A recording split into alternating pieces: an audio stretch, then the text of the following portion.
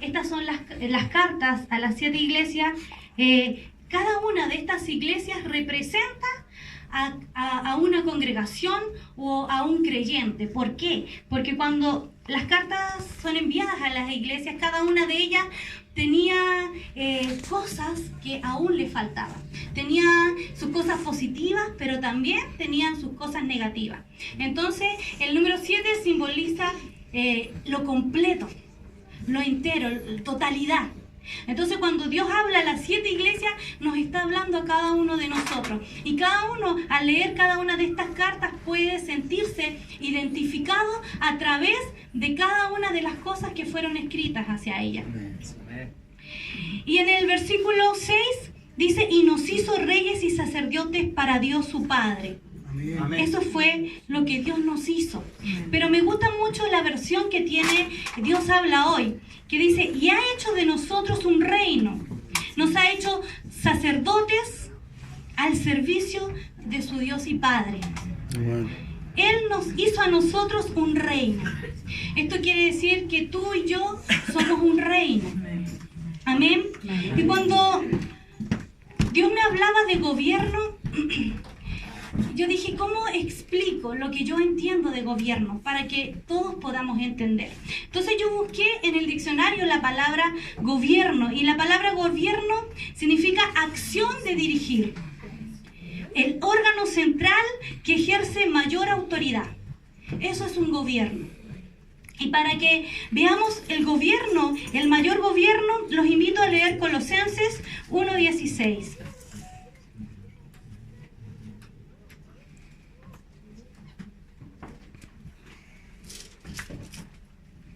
Adoramos Jesús. Amén, Señor.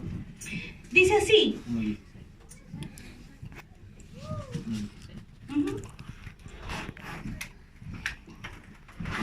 Ahí está. Dice, porque en Él fueron creadas todas las cosas, las que hay en los cielos y las que hay en la tierra, visibles e invisibles, sean tronos, sean dominios, sean principados, sean potestades, todo fue creado por medio de Él y para Él. Y Él es antes de todas las cosas, y todas las cosas en Él subsisten. Y Él es la cabeza del cuerpo, que es la iglesia. El que es principio, el primogénito de entre los muertos, para que en todo tenga la preeminencia, por cuanto agradó al Padre que en Él habitase toda la plenitud. Entonces, tenemos que entender que si hablamos de gobierno, primeramente, el primer gobierno es Dios. Porque antes de Él, antes de la Trinidad no había nada, no existía nada. Todo lo que nosotros podemos ver, todo lo que nosotros podemos imaginar tiene un principio. Y ese principio fue Dios, desde la eternidad. Entonces, desde ese punto de vista vamos a empezar a darnos cuenta y a entender el gobierno. Amén. Cada uno de nosotros podemos ejemplificar el gobierno. Nosotros somos chilenos, ¿no es cierto? Y como chilenos, nosotros nos regimos por reyes. Todos sabemos que como chilenos o ciudadanos de un país, si vamos conduciendo y nos pasamos una luz roja o nos pasamos un signo pare, vamos a tener una sanción. Si manejo en estado de alcohol, es muy probable que también pueda estar hasta preso. Y todo eso nosotros lo entendemos. Entendemos que si yo vivo en un país, me rijo bajo las leyes, me rijo bajo las ordenanzas. Y cada uno de nosotros entiende que tiene derechos, pero que también tiene deberes. Y también así es en el reino de Dios. ¿Cuántos de nosotros hemos aceptado y hemos confesado a Cristo como Señor y Salvador? ¿Puede levantar su mano? ¿Cuántos hemos confesado al Señor? ¿No es cierto? La gran mayoría ha confesado al Señor como nuestro Señor y Salvador. Pero ¿qué es lo que pasa con esto? Que cuando nosotros confesamos al Señor, lo hacemos porque escrito está, dice que si confesares con tu boca que Jesús es el Señor y creyeres en tu corazón, serás salvo. ¿no es cierto?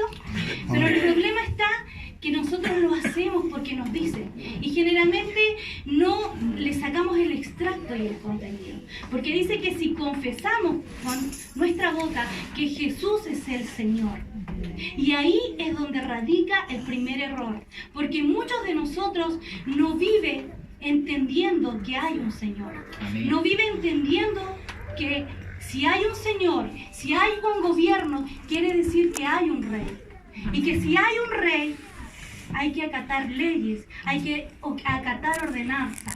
Tenemos que guiarnos conforme a la ley, los preceptos y los mandamientos del gobierno en el cual nosotros vivimos y queremos caminar. ¿No es cierto? Amén. Por eso, Cristo cuando nos enseña a orar, les enseña a orar a los discípulos, Él lo hace con el Padre Nuestro y comienza: Padre nuestro que estás en los cielos, santificado sea tu nombre, venga a nosotros tu reino. Y desde ahí Él quiso que nosotros pudiéramos entender que venga a nosotros tu reino, que vivamos como allá arriba se viva aquí en la tierra, bajo los preceptos, bajo las ordenanzas, como Él lo hace allá, lo hace acá. Pero eso es lo que no ha costado entender. Venga a nosotros tu reino.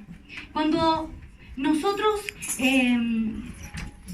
hablamos de aceptar a Cristo, nosotros lo aceptamos, pero en nuestro vocabulario, en el español, la palabra aceptar es muy vaga, no tiene mucha importancia. Pero si nosotros nos vamos a la mentalidad judía, la palabra aceptar quiere decir mucho más y es mucho más profunda. La palabra aceptar significa comer, significa ingerir, significa tragar, significa hacer parte de mí. Y eso es lo que nos hace falta y que ha sido una de las cosas que ha perjudicado a la iglesia. No entender que somos hijos, no entender que como hijos tenemos un Padre, que como siervos tenemos un Señor, que tenemos un amo y que por lo tanto nosotros no vamos a la iglesia cuando tenemos tiempo, sino que nuestra dependencia, mi tiempo depende de mi Señor. No es un trabajo part-time, sino que mi dueño es Cristo. Y esto es lo que el Señor quiere establecer en este tiempo. Quiere que cada uno de nosotros podamos entender qué es lo que es gobierno. Nosotros en el ministerio este año declaramos una palabra. Declaramos 2019 año de gobierno, de restauración y de restitución. Amén. Eso fue, en esa palabra estamos caminando durante este año 2019. Y Dios me dijo que hablara de gobierno. Y cuando nosotros declaramos gobierno, restauración y restitución, tenemos que entender que si yo aprendo, si yo entiendo a caminar bajo el gobierno de Cristo, lo demás es añadido. Porque su palabra dice: buscar primeramente el reino de Dios y su justicia, y todo lo demás será añadido. Todo lo demás se pega, todo lo demás es automático. Entonces, si tú quieres que Dios restaure tu vida, si tú quieres que Dios restituya todo lo que Satanás durante todos estos años te ha quitado, tienes que entender también que la consecuencia de la bendición es la obediencia. Amén. Que no existe gobierno sin obediencia, porque no existe un país sin leyes, no existe un país sin normas. En Chile, un ejemplo, tenemos, son mayores de edad todos los jóvenes mayores de 18 años. Pero hay otros países, como Argentina, hasta hace muy poquito, que los jóvenes eran adultos a los 21 años. No sé, cada país se rige por las normas que de la sociedad, porque las leyes tienen que ver con la cosmovisión, tienen que ver con cómo piensa la ciudadanía. Por ser en la India no se matan las vacas, porque las vacas para ellos son sagradas. Entonces, el que mata una vaca es probable que vaya preso. Todo depende a la cosmovisión. Amén. Amén. Y el Señor decía: el reino de los cielos se ha acercado a nosotros.